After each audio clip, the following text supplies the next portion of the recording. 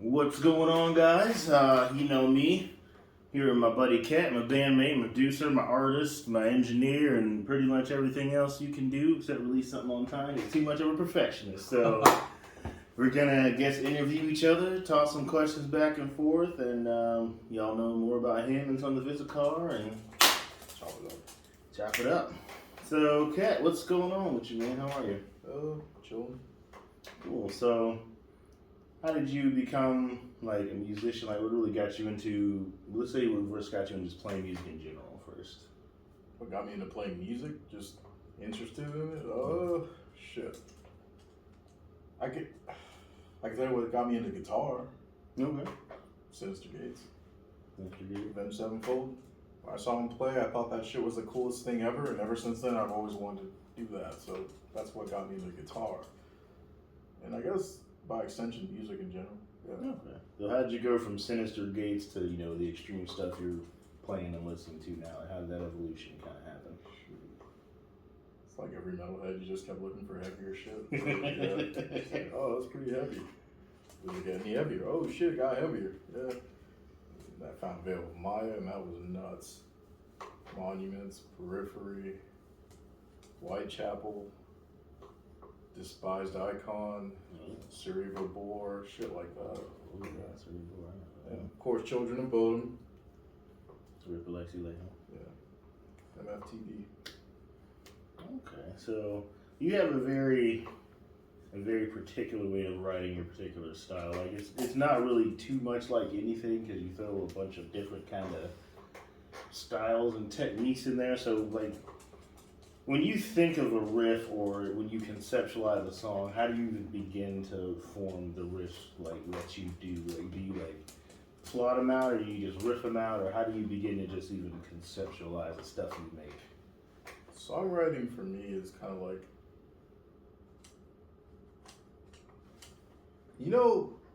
like when you were a kid and your mom kept telling you to clean your fucking room, and you never cleaned it until you just got so annoyed that you did it. That's essentially how I write a riff. Like something will be bouncing around in my head and I try to ignore it until I'm just like, all right, fuck it, I'll play this shit. That's how it works. All right, so you let the riff bully you into essentially writing it. Yeah, out of annoyance. Like that's the only way to do that. Okay, so there's a lot of like religious context behind some of Isakar. So how did that become such a staple in the songwriting, the imagery, the titles, and how did that become like the pretty much foundation of the project? And where do you get the name from exactly? I guess it's twofold. Because, they always tell musicians to write about what they know. And grew up religious, so that's what I know. So that's what I write about. It's the imagery I use because I'm familiar with it. Okay, so would you say this is like a Christian band or no? No, it's just I guess a cultural thing. Just you are like it'd be kind of corny to just make a black metal album if I didn't grow up that way. I might not be a religious guy, but if that's how I grew up and if that's what I know, then that's what I'll, dare I say, represent. Or at least what I'll showcase. Good. And, I study religion a lot too, so that bleeds into the work. Specifically for this album. I guess that's another thing, how I conceptualize albums or put things together. It's all about what I'm studying at the time. Okay. When you say this album, what do you mean? What album are you talking about particularly? Because we've been working on 3 albums, so. Yeah, we have been working on like 3 albums. So this one, The Return of Enoch, it's based off of extra biblical texts. If you want, the Apocrypha. But I can't even say the apocryphal text because there are even more to it than just that. It's a clusterfuck, but essentially that's what this project's worked around. The imagery, the artwork, concepts, stuff like that. It's all based around that world. Okay. So when you're writing like a song and you say it's based off, this, is there like a certain like guitar that you use or a certain tuning or a certain style that you pretty much put these songs into by album, or is it just like, hey, this is the riff I'm gonna write, I'm gonna stick it here in this album, that's how it's gonna be? Yes. No. Everything's in drop D when it's 6 string. And with my 7-string stuff, either I'm in A or I'm in G. Okay. So why don't you just, so you drop down a 6-string, why not just do like 2 7-strings? Is it about feel or technique or what, like the certain like limitations or more freedom kind of thing, or like what's the purpose behind that? Ironically, I'm really a 7-string guy, but like I used to play 7-string so much that I forgot what a 6-string felt like, and it was so uncomfortable that I decided to just make a whole album using only a 6-string guitar to challenge myself. Okay. Cool. Which is kind of stupid, but it is what it is. I mean, whatever works for you, man. Whatever works. So drop B. What other tunings? Do you like to use? You ever do any standard tunings? Any open tunings, or is it all drop? Or Now, that's the annoying thing, because I like to go to music stores to like mess around and come up with riffs, but it's all in standard. So now I have to figure out how to transpose it into a drop format or how I'd read. It's a pain. Okay. So what kind of guitars do you use, and what kind of guitars have you used throughout your journey? Where'd you start? Did you start with like a Squire, then measure up to where you are now, or? Yep. Started with a Stroke. Yeah, my first guitar was a Squire from Indonesia, bright red. Oh, okay. I lied. My first guitar was a Strat style Behringer. It was black. A Strat style Behringer. Yeah. That thing was a piece of shit. My second guitar was the Red Squire. Yeah. Okay. And so what do you mainly play now? Ernie Ball. Ernie Ball, everything. Ernie Ball, everything. Trying to earn that endorsement, huh? Someday. All right, good attitude. Goals. Yeah. No, everything. All my string stuff is just Ernie Ball. My bass, my guitars. I have a Stingray. I have a Cutlass. My 7-string's a Cutlass, and my bass is a Stingray too. So I'm actually collecting all the modern classics. So all I need is a Saber. That'll be it. Okay. So what do you do in Sons of Isakar? Do you mainly write or record? Like what do you like as far as your roles in the band? Like what exactly do you do? I guess I kind of like spearhead the writing process and just really play guitar live. That's all I want to do. Okay. And you do the artwork too, right? Oh yeah. I guess. Okay. So I mentioned earlier working on 3 albums. So what's kind of the idea? Were you going for like these all like story albums? Are they like in the same universe continuity? Like I guess I guess it's just me expressing what I'm interested in at the time. Really, I like to study. I like to do research a lot, and each album is just me sonically expressing what I've found. So if I'm researching religion and the historical aspect of it, that's what The Return of Enoch's based on, and the other albums follow suit. So whether I'm researching psychology or quantum physics, it's going to be what the album is based off of. oh. And do you like to take other genres and infuse them in there? You know, I know there's like I'm not really that multifaceted. I just know metal. Oh yeah. I just listen to like rap and metal. I'm not a Renaissance man or anything like that. Dude. Like, I'm pretty one-dimensional. All right, I don't agree with that at all. But, okay. So what's your favorite?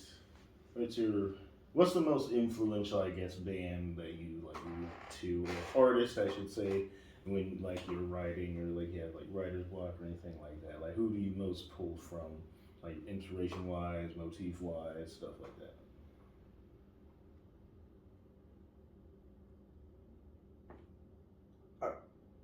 I know I sound like a lot of artists because obviously I listen to certain bands, but I'd kind of be lying if I'd say at the forefront of my brain that's where I'm pulling it from. Like, I love Veil of Maya to fucking death.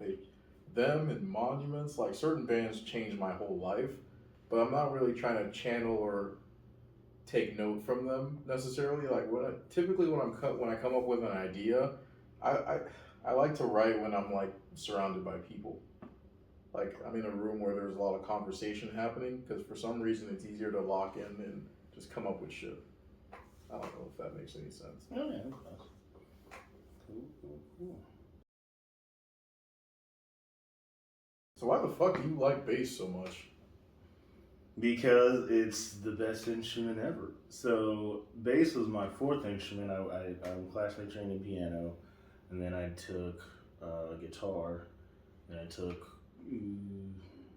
chorus, and then taught myself bass, and that was the one that resonated with me the most because like I didn't know anything about it. Because in my chorus class, we did like a theme concert every year, and we did a rock theme concert. And there was 4 of us. We were all seniors, so we called our little band the Senior Citizens. And one guy was great at guitar, so he did guitar. Another dude was great at drums. He did drums. Another guy was the best singer out of us, so he sang. They told me to play bass, but I didn't know. Even when I listened to bass, like when I first heard "Slither" by Velvet Revolver, I didn't know the opening. It was like bass. I just thought it was deep guitar. Yeah, I love that song. And then our first rehearsal, I remember this so vividly. We were trying to learn the song, and the guitarist was trying to tune. He was like, "Yo, hit your E," and like I didn't know what that was. Like, cause like I knew what guitar was, but I had no concept of what bass was at all. So I was like, "My E, what is that?" Like, I was so God, it's one of the most cringiest musical memories ever. And then, so my music teacher let me borrow his bass and his amp so I could practice. And, you know, I was just in my next class after that, and I was listening to Seven Nation Army, which, you know, doesn't really have a bass guitar in it, but it has a deep part, and I found that by ear. Then I listened to Message in the Bottle by the Police, and I found that bass line by ear, and just started playing it.